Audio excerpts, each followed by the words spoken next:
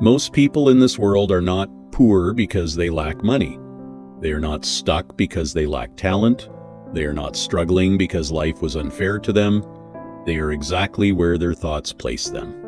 And that is the hardest truth anyone will ever hear.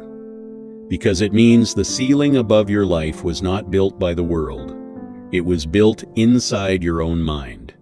Have you ever wondered why two people can start from the exact same place and end up in completely different worlds? Today's story will show you exactly why. And once you understand it, you will never think small again.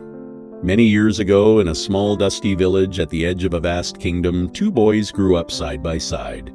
Same street, same school, same torn shoes on their feet. Their names were Caleb and Marcus.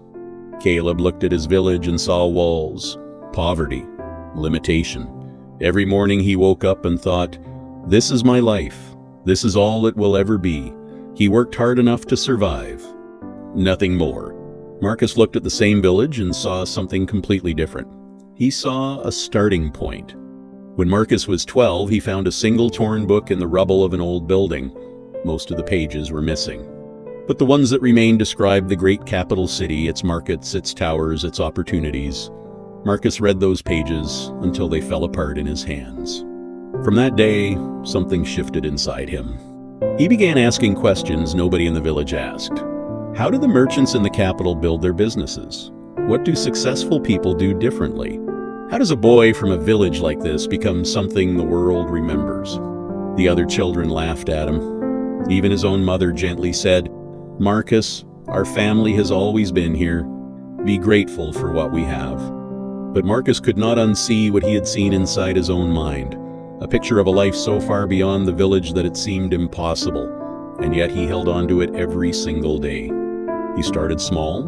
He traded vegetables at the village market, saved every coin, watched how the traveling merchants spoke, negotiated, moved. He studied them the way a student studies before the most important exam of his life. Caleb watched all of this and shook his head. "You're wasting your energy," he told Marcus. "People like us don't end up in the capital. Stop dreaming and just live your life." Marcus looked at his old friend and said quietly, "You and I are not people like us, Caleb. We are exactly who we decide to become." Caleb laughed. Marcus went back to work. 5 years passed. Marcus had saved enough to travel to the capital. He arrived with almost nothing. A small bag, a few coins, and a mind that had been preparing for this moment for years. He knew the markets before he stepped into them. He knew how to speak to merchants. He knew what opportunities looked like because he had been studying them from a distance for half a decade. Within 3 years, he had built a small trading business. Within 7, it had grown beyond anything the village had ever produced.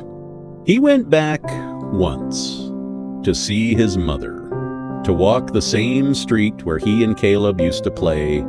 Caleb was still there. Same street, same life.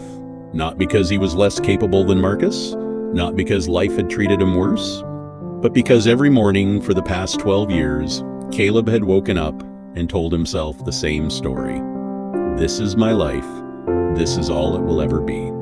And life had simply agreed with him. This story teaches us the most powerful lesson there is. Your thoughts are not just thoughts, they are blueprints. Every life ever built was first built inside someone's mind. Marcus did not succeed because he was special. He succeeded because he refused to let his surroundings decide the size of his thinking. Small thoughts build small lives. Big thoughts build big ones. The village was never the prison. The mind was. You were not born to fit inside the place you started. You were born to outgrow it. The only question that has ever mattered is not where you are. It is how big you are willing to think from where you are standing right now. Because everything, absolutely everything, begins with a thought.